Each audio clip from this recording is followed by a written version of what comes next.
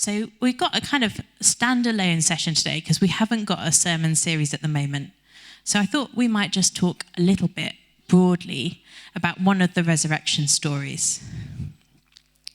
Now, I really like it when you see the new leaves at Easter time, because I think after a long, dark winter, it can feel a bit like things are grim and death-like. And then you see those new shoots. I remember, I'm not a Boris Johnson fan, but I like the phrase, the crocus of hope is coming up. For some reason, that does feel real to me, seeing those beginnings of those really bright green leaves. It does remind me of the new life. And I guess that is the world that God has made for us, a world where there are sometimes these seasons where things seem impossible. But in the end of the story is always that there is life after death.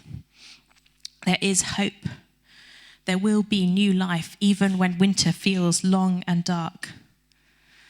And thinking about that a bit today, we're going to talk about Mark's Gospel. Now, we're going to look at it in a second, but Mark's Gospel is a tricky one, so it really depends which version of the Bible you read. But if you have a modern translation, by what I mean the New International Version or the New Revised Standard Version, it says at the end, this is the original ending, and then there's a bit in italics afterwards, which is the ending that someone else has put on afterwards because they thought, that's not satisfactory, they've missed out all of these bits. So we've got kind of two endings to Mark's Gospel, possibly more than two. And sometimes people find that first ending, because it just kind of stops in a slightly scary place, a bit tricky. But I'm hoping that today I will convince you that while I totally appreciate the second ending of Mark's Gospel and believe in those resurrection appearances, of course, but I find the first ending quite meaningful too. It's quite a nice place to stop, as well as an uncomfortable place to stop. So we're going to watch this first ending of Mark's Gospel. When the Sabbath was over, Mary Magdalene, Mary the mother of James, and Salome bought spices so that they might go to anoint Jesus' body. Very early on the first day of the week, just after sunrise, they were on their way to the tomb, and they asked each other, "Who will roll the stone away from the entrance of the tomb?"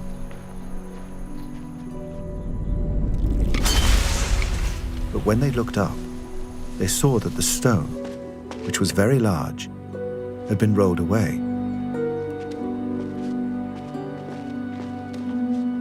As they entered the tomb, they saw a young man dressed in a white robe sitting on the right side, and they were alarmed.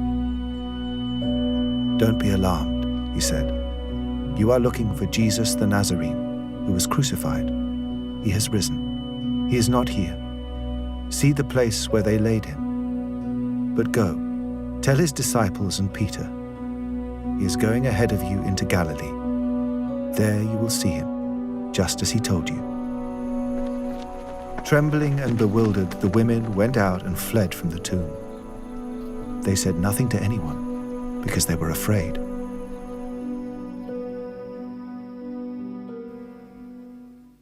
What a place to end it, right?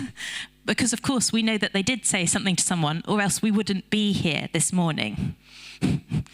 So I always think Mark's Gospel is a really interesting one. Right from the start, it moves really fast. Everything happens immediately. Jesus seems to be in this massive rush. And then at the end, we're left in a conundrum because all of the manuscripts stop in different places, and some of them stop here with the women running away in fear, not saying anything to anyone.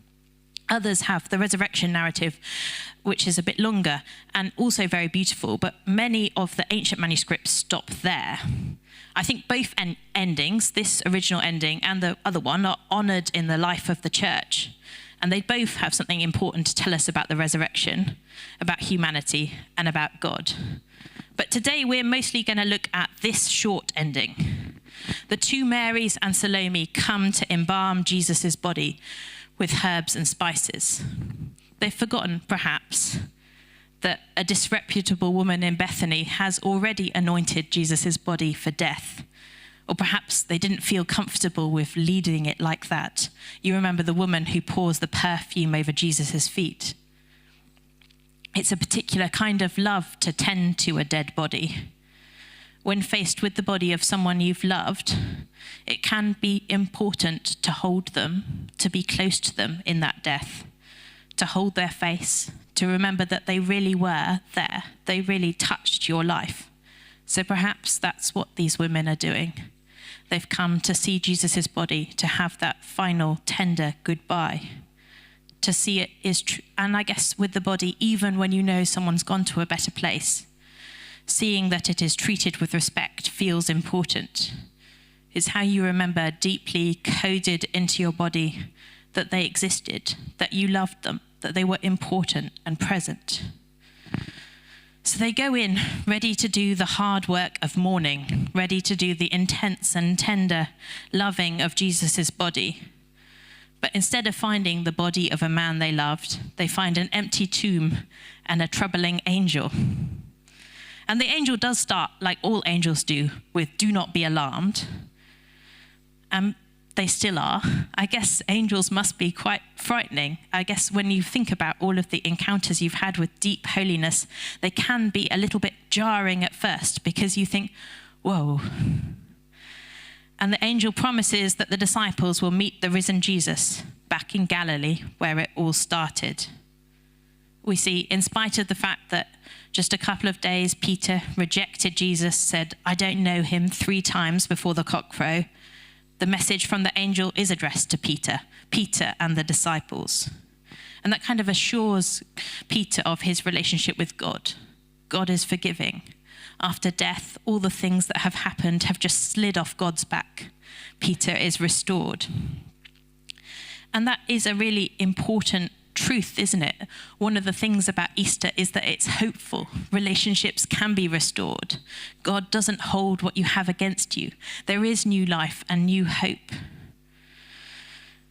You can be assured that God will not hold a grudge, that God will reach out to be back in relationship with you if you just choose to. And the women hear these good news, and we hear from Mark that they are absolutely terrified. They run from the tomb, and we're told that they don't stop and tell anyone about what they've seen. Now, in Mark's gospel, Jesus then appears to Mary, and then to Peter, and then to the disciples, so they gradually find out about it afterwards. But these women just run from the tomb. Even though we know the good news and we know the story goes on, it feels like a difficult place to stop with these scared women.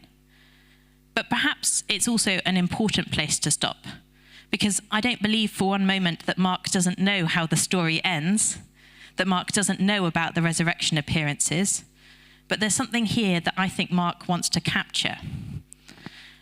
And I think one of the things that he wants to capture is that sometimes really good news, really exciting news, can be difficult. You can receive it, and instead of feeling overwhelmed with joy and excitement, you can feel scared because things are changing. Sometimes good news, the hope, can be difficult to lean into, especially when it's new and it's unexpected. And this must have been so unexpected. They've gone through the process of loss. It's been 3 days. They must be beginning to process the fact that Jesus has died. They finally gathered up the courage to go and anoint his body, even though it's a little bit late, and it probably would already stink if it had been in the grave. And then they are presented with this completely other truth. God is not dead. God is waiting for them in Galilee. And they've met an angel in the tomb. And that's huge too, because meeting angels is never really very comfortable. They always change your life, give you news that's going to change the way you look at things. And I think that's still true today, even though we know coming here as Christians that God has conquered death. That can sometimes be quite difficult to get our heads around. And it must have been so much harder in that time. Because if you think about it, one of the great truths of the Jewish faith is that God is not present in death. So they have all of these purity rituals, which are essentially about the fact that God is life and God is not there. So if you touch a dead body, you have to be purified before you go to the temple. If you menstruate and don't have a child, so you lose the potential of life, you have to be purified and go to a temple. And there's this great deep belief in Judaism that God is not there in death. And then we see Jesus die and get resurrected, and God has died. So there's no place in heaven or on earth that God is not, because God has died. God is there in death. There is no place that is so dark that there isn't God there. And I think that truth, that kind of resurrection truth, that sense of hope and resurrection is something we all kind of struggle with living. Because I think in society, we often are encouraged to live life without reaching out for the new thing, without reaching out for hope. We have all kinds of places in life where they say, don't think about new life, don't think about hope, but learn your place and stay where you are. I think we have schools that often tell you to learn your place, relationships which box you in and prevent you from feeling hope, from being yourself. And even just the daily grind can keep that resurrection truth, that freedom away from you, because the day feels inevitable rather than miraculous. And yet each day we're given a new day by God so that we might live life and live it to the full. And I think I see this a lot in my work when I visit the Pathway Refuge, which is a refuge for victims of domestic violence. People come to the refuge, and one of the big consequences of the abuse they've suffered, whether it's physical or mental or other ways, is that the abuse makes them feel so small that they don't feel like they deserve to be surprised or to feel joy or to go out and do new things or experiment. I think one of the things I find quite shocking is that when they first arrive, a lot of the women don't even really feel comfortable going for a walk on their own or going to the shops on their own, because prior to that, they've often had a relationship where someone said, no, you can't do that without me, or you can't do that unless I tell you you can go. So their abuser has kind of checked up on them so much that they feel afraid of being free, really, feel afraid of living that life that we are given in the resurrection, afraid of the vulnerability that lets you feel happy and fulfilled. And I guess when you've experienced things going wrong, a bit like the women at the tomb did, when you're experiencing things going wrong a lot, and that's a huge way it went wrong. I mean, the person they were following, seeing as the Messiah, was killed. It can be easy to step away from happiness to disaster planning, because it's gone wrong once, right? So how's it going to go wrong again? Jesus is back. Will they catch him and they kill him again? If I get caught, will I get found? Do I dare go to the shops? What happens when I get home? And that can kind of prevent you from being able to feel free and feel joy, because you're afraid the joy won't last, so you don't let it happen. You're afraid you might look silly if you reach out and look happy about something and then it's taken away. And I think how we learn to live that Easter joy, which obviously the women weren't in a place where they could do on that Easter morning, is a really important spiritual question. Because being willing to be vulnerable, to step out of your space, of your comfort zone, is the only way that you can feel that Easter joy. You say, what if I step out and let this happy thing happen to me? Or I find sometimes when I'm looking at my baby, it can be possible to think, what's going wrong with her now? How's she going to be ill? What will happen to her in the future? Instead of looking at her and just feeling overwhelmed with love, you can sit there and think, well, what's going to go wrong? And that's kind of rejecting the new life that's in front of me. It's rejecting that joy, because joy takes vulnerability. When you lean into thinking, wow, this is amazing, you also risk having that thing taken away from you. And I don't think you need to be a victim of domestic violence to know that.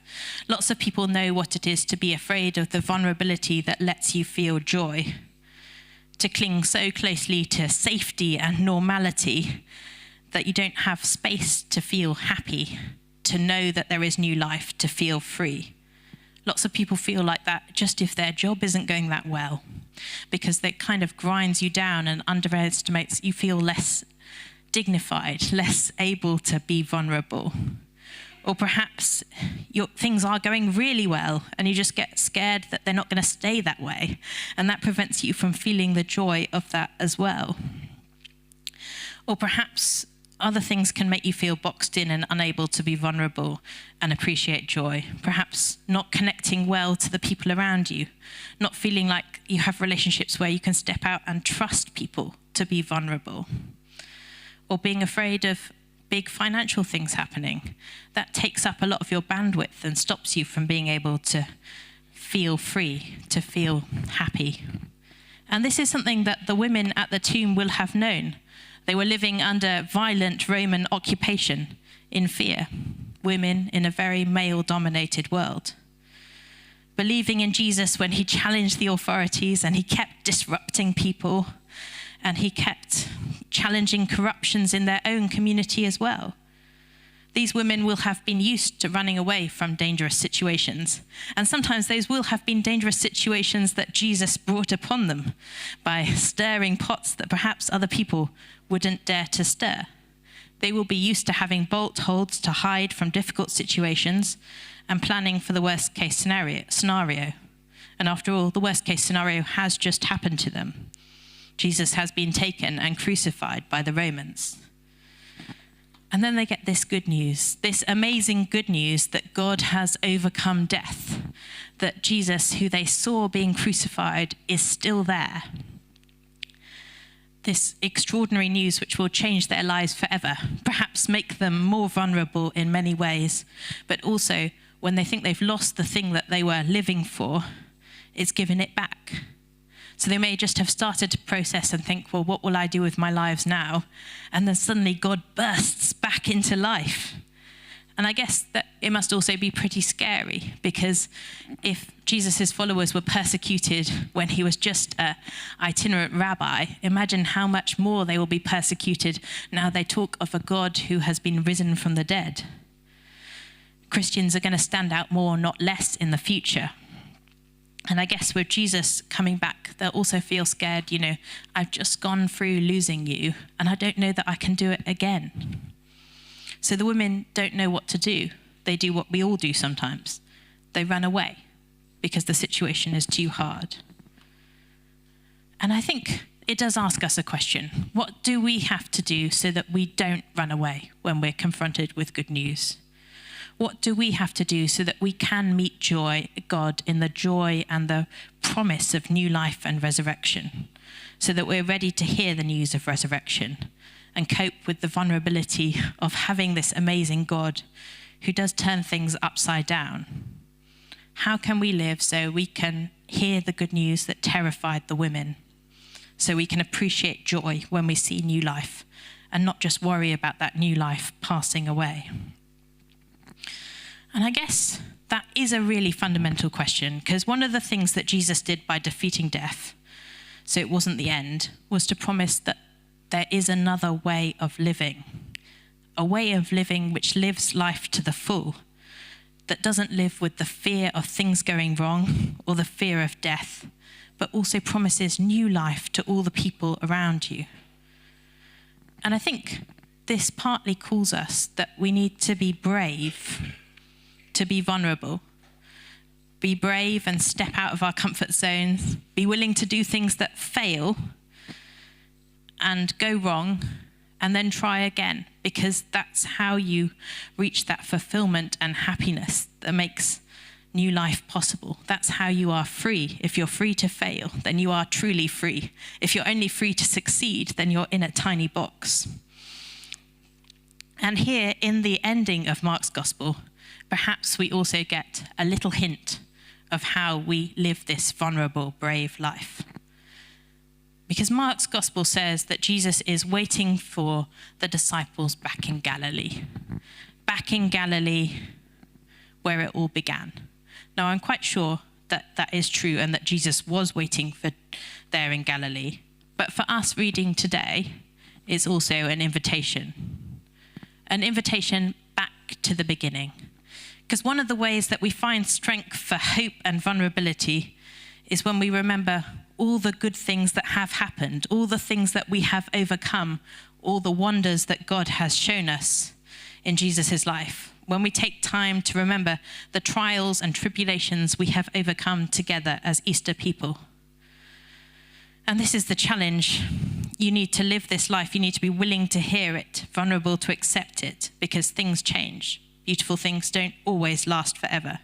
Sometimes they shift and they die, so new life is possible. And I think that in this Easter invitation, we need to remember that that is the offer now, as well as back then. Jesus came to offer us life. But to appreciate that, it's important to actually try and live the life that we're given. That's how you make more people see and want to know about the new life that Jesus offers. So we have this invitation to go back to the beginning, to remember with gratitude all of the good things that have happened, even in our lives, not just in Jesus' life. The good things that you have overcome, the times when heartache didn't win, the difficulties you overcame, the bravenesses of stepping out each day, even though there are challenges. Every day that you get up and try is a victory in many ways. But also the good things that we know about God throughout the whole of the love story that God has written us in the scriptures and the testimonies of people around us. It's kind of a love song that we're all singing to each other, because sometimes it can be difficult to see the joy, but we all have some lines that we can sing to each other to help us all remember it as a community. Because Easter joy in resurrection, isn't always something that we can choose to experience ourselves, but as a community, we can always remember it. And that's because joy is a bit like this baby word. It is terrifying and vulnerable, and yet also beautiful and perfect. When we feel joy, it always comes in a place of vulnerability. Its beauty and fragility and impermanence are all wrapped up in one's experience.